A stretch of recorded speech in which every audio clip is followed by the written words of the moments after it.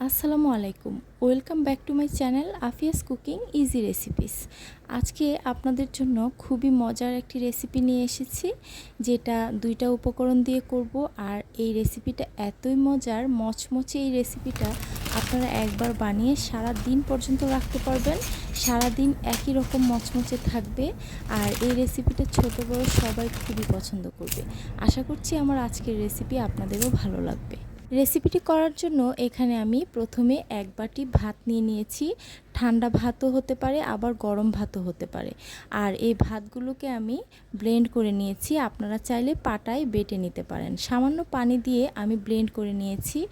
সাথে দিয়ে দিচ্ছি এক বাটি চালের গুঁড়া, দিয়ে দিচ্ছি 1 টেবিল চামচ কাঁচামরিচ বাটা আর 1 টেবিল চামচ পেঁয়াজ বাটা, 1 চা চামচ করে দিচ্ছি আদা রসুন বাটা, পরিমাণ মতো দিয়ে দিচ্ছি লবণ, 1 চা চামচ দিচ্ছি লাল মরিচের গুঁড়া, 1 চা চামচ দিচ্ছি হলুদের গুঁড়া আর 1 চা চামচ দিচ্ছি জিরার গুঁড়া, সামান্য চিলি ফ্লেক্স দিয়ে দিচ্ছি, এটা অপশনাল। এখন খুব ভালো করে সব কিছু আমি মেখে নিয়েছি, দেখতেই পাচ্ছেন। এবারে চুলায় তেল গরম করে নিয়েছি আর এটাকে আমি এভাবে হাতের মুঠোর মধ্যে নিয়ে তারপরে এভাবে করে ছেড়ে দিচ্ছি তেলের মধ্যে, দেখতেই পাচ্ছেন। আর এভাবে করে আপনারা দিতে চেষ্টা করবেন, তাহলে কিন্তু এই পাকোড়াগুলো অনেক বেশি ক্রিস্পি হয় আর অনেকক্ষণ ক্রিস্পি থাকে। আর এতে যদি আপনারা কেউ ধনেপাতা কুচি দিতে চান তাহলে সেটা কিন্তু পেস্ট করে দিতে হবে। আমি এখানে আস্ত কোনো কিছু ব্যবহার করিনি, আপনারা দেখতেই পেরেছেন।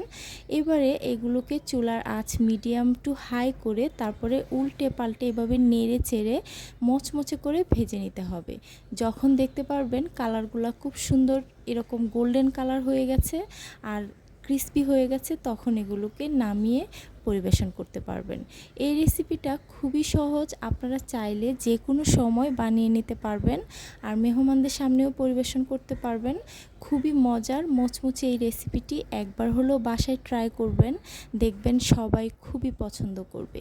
রেসিপি ভালো লাগলে একটি লাইক করে দিবেন আর আমার channel Afia's cooking easy রেসিপিকে subscribe করে পাশে থাকা বেল আইকনটা অন করে রাখবেন। এতে করে আমি যখনই নতুন কোনো রেসিপি দিব সাথে সাথেই এর নোটিফিকেশান আপনাদের কাছে চলে যাবে।